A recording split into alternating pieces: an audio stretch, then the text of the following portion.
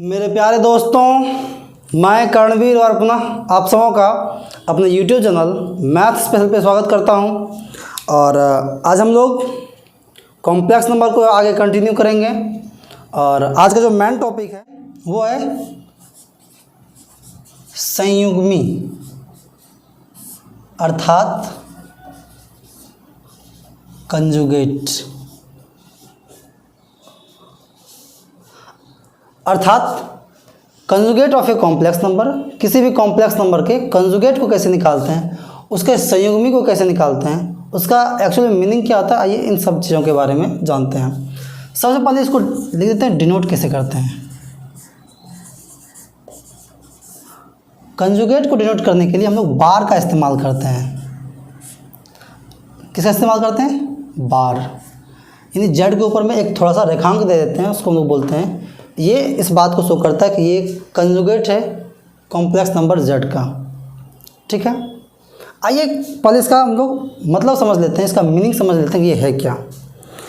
ठीक है, ये तो सीख लिए भाई, ये डिनोट बाय जेड बार के द्वारा होता है। अगर ये कॉम्प्लेक्स प्लान है तो ये इसका रियल एक्सिस होगा, ये इसका इमेजनरी एक्सिस होगा। एक पॉइंट हम लोग ले लिए, z इज इक्वल टू एक कॉम्प्लेक्स नंबर है a प्लस आई बी। अर्थात मान के लिए ये पॉइंट है z a b। ठीक है, बहुत अच्छी बात है, इसको हम मिला भी दिए यहाँ पे। अर्थात ये जो z है, ये जो पॉइंट है z a b, इसका जो इमेज बनेगा, इसका जो प्रतिबिंब बनेगा reference of real axis. Real axis को अगर एज ए मिरर मान लें और इसका जो इमेज बनेगा, तो इसका इमेज किधर बनेगा भाई? तो जस्ट जितना दूर यहाँ से इधर है उतना दूर इधर होगा। अर्थात इसका इमेज यहाँ बनना है। ये जड़ है तो ये इसका इमेज होगा। इसी को हम लोग बोलते हैं संयुग्म, इसी को बोलते हैं हम लोग कंजुगेट। अर्थात ये हो गया जेड बार। अगर ये जेड बार हो तो अगर मैं कोऑर्डिनेट का बात करूँ तो चूँकि ये रियल एक्सिस इधर भी है इधर भी है, तो ए का वैल्यू तो सेम होगा। बट इमेजनरी एक्सिस में ये ऊपर में बी है तो उतना ये नीचे गया होगा। अर्थात ये इसका कोऑर्डिनेट क्या आ जाएगा? Minus B. तो संयुग्मी क्या होता है, कंजुगेट क्या होता है? किसी भी कॉम्प्लेक्स नंबर का इमेज एज ए रेफरेंस में हम लोग क्या लिखते हैं? रियल एक्सिस को क्या मानते हैं? As a mirror. ठीक है, अर्थात कंजुगेट क्या है? Conjugate of a complex number क्या है? मिरर इमेज है। ये mirror image of z with respect to क्या भाई? Real axis.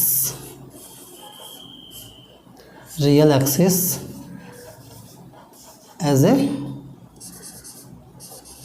Mirror.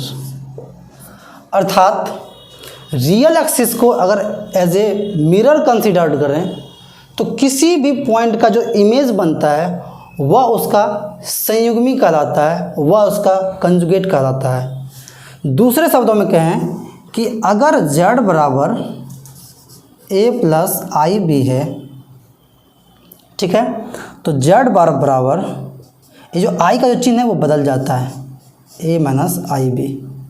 That's all.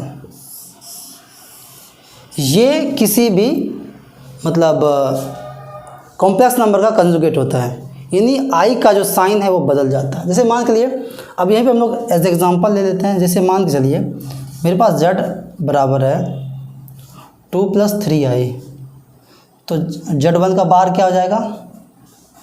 2 minus 3i, क्योंकि जो i का जो साइन था पहले प्लस था तो अब i का साइन माइनस हो जाएगा। दूसरा ले लेते हैं, z2 बराबर -2 प्लस 3i, फिर भी कोई फ़र्क नहीं है। z2 का अगर मैं बार लिखूँगा मुझे रियल एक्सिस से कोई मतलब ही नहीं है, मुझे बस आई का जो इमेजिनरी एक्सिस है उसका साइन बदलना है। अर्थात ये क्या हो जाएगा, -2 -3i। एक तीसरा पॉइंट ले लीजिए, 2 -3i। अब तो पहले से यहाँ माइनस है, फिर भी हम लोग इसके साइन को चेंज कर देंगे। साइन को ही तो चेंज करना है। अर्थात जब Z3 का बार निकालेंगे तो चूंकि इसका साइन माइनस था, इसका साइन क्या हो जाएगा, प्लस हो जाएगा। कोई दिक्कत? तो किसी भी कॉम्प्लेक्स नंबर का जो कंजुगेट होता है वह एक दर्पण प्रतिबिंब है रियल वास्तविक अक्ष के मतलब सापेक्ष। अगर इसको हम लोग एक मिरर के रूप में मान लें तो इसका जो इमेज बनता है उसी को हम लोग उसका कंजुगेट कहते हैं। ठीक है, मुझे उम्मीद है कि ये चीज़ें आपको समझ में आ गई होंगी। एक दो एग्जांपल और आप ही बता दीजिए।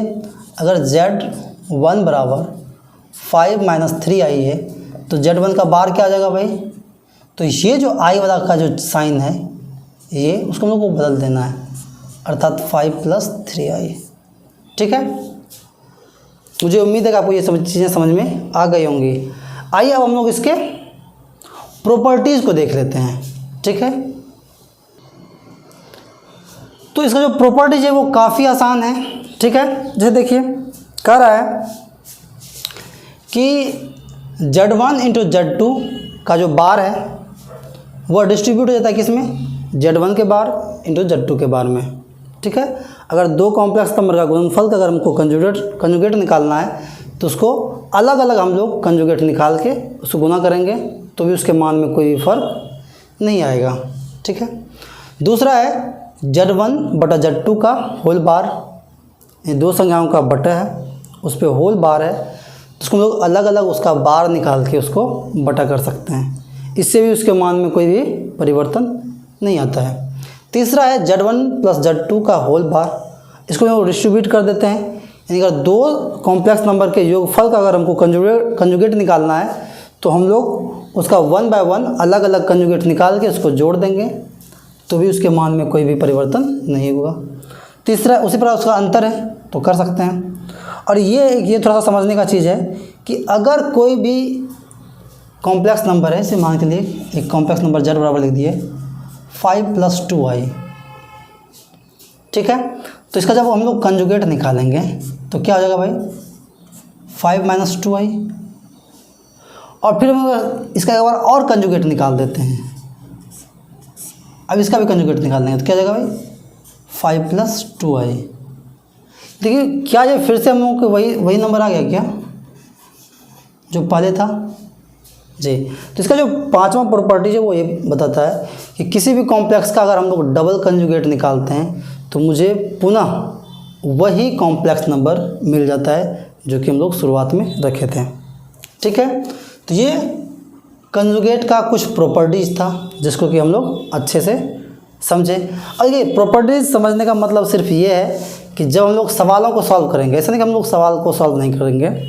अभी ये जो कॉन्सेप्चुअल मतलब क्लास है, यहाँ पे हम लोग उसके सिद्धांत को मतलब डिस्कस कर लेते हैं, क्योंकि जब ये चीज़ें अगर आपको बिल्कुल अच्छे से समझ में आ गया तो आपके पास जो भी बुक है आप उस बुक से बना सकते हैं, आपका 110% सवाल बनेगा।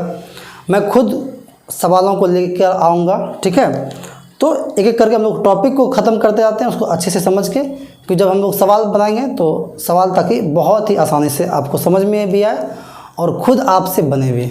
ठीक है, तो आइए हम लोग